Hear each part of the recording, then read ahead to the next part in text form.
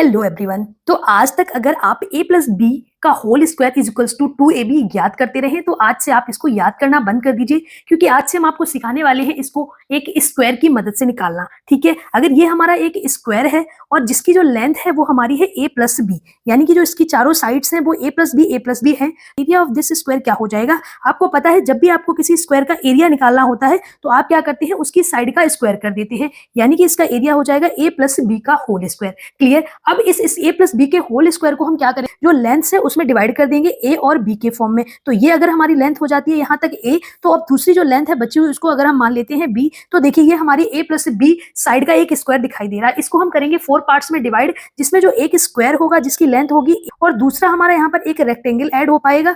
और अगर हम देखेंगे तो यहाँ पर भी क्या हो रहा है, एक रेक्टेंगल ऐड होता हुआ दिख रहा है।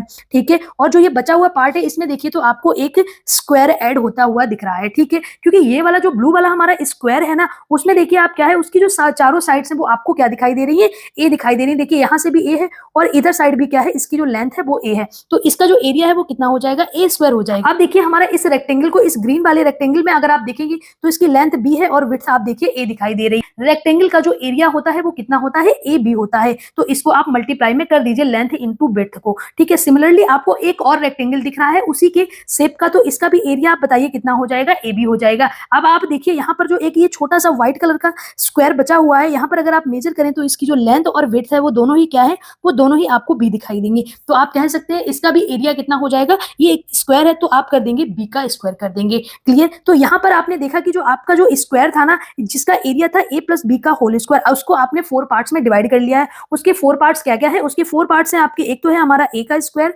और दूसरा क्या है हमारा ए बी है, ये जो यहाँ पर दिया गया ए बी, और क्या है हमारा बी का ए बी एक और दिया गया है दूसरे रेक्टेंगल का, और क्या है हमारा एक और है हमारा जो क्या है बी का स्क्वायर दिया गया है। ठीक है, अगर हम इन सबको ऐड करेंगे तो हमें क्या मिल जाएगा, सबसे पहले तो आपको ये जो दोनों ए बी लिखे हुए हैं इनको ऐड करके क्या करना पड़ेगा, दिखाना पड़ेगा। अब ए बी और ए बी को ऐड करेंगे तो हमें कितना मिल जाएगा, 2ab मिल जाता है। ठीक है, अब अगर हम इन सभी को ऐड कर देंगे ए और 2ab प्लस ए बी को, तो आपको जो नंबर मिलेगा वो क्या मिल जाएगा, तो आपको नंबर मिल जाएगा A square plus 2ab plus B square मिल जाएगा। ठीक है ना, तो यहाँ पर जो हमने आइडेंटिटी सीखी है वो क्या है, हमारी ए प्लस बी का जब हम होल स्क्वायर करेंगे तो हमें A square plus 2ab plus B square मिल जाना चाहिए। तो इस वीडियो में हमने सीखा कि किस तरह से हम ए प्लस बी का होल स्क्वायर निकाल सकते हैं। अगर आपको ए प्लस बी का होल स्क्वायर की आइडेंटिटी समझ आ गई है तो कमेंट में लिखिए ए प्लस बी का होल स्क्वायर। और अगर आप नेक्स्ट वीडियो ए माइनस बी का होल स्क्वायर का भी विजुअलाइजेशन चाहते हैं, विजुअल प्रूफ चाहते हैं, तो प्लीज कमेंट में लिखिए कि प्रूफ ए माइनस बी का होल स्क्वायर। और अगर आपको वीडियो पसंद आई हो तो प्लीज चैनल को लाइक शेयर और सब्सक्राइब जरूर करें। Thank you.